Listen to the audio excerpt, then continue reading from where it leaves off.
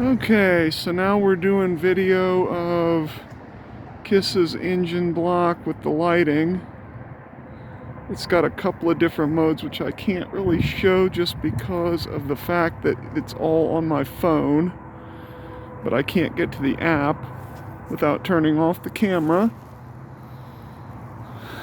But this basically shows every light mode that I can get, or every light color I can get,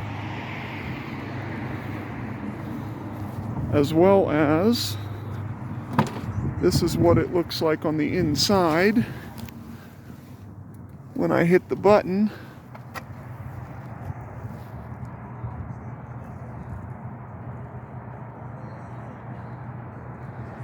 My car basically turns into a freaking light bright.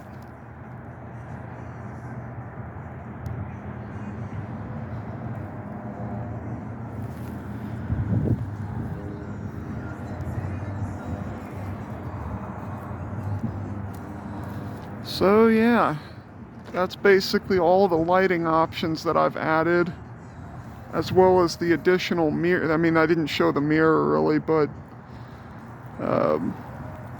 yeah. Kisses the Mustang's got some lighting options.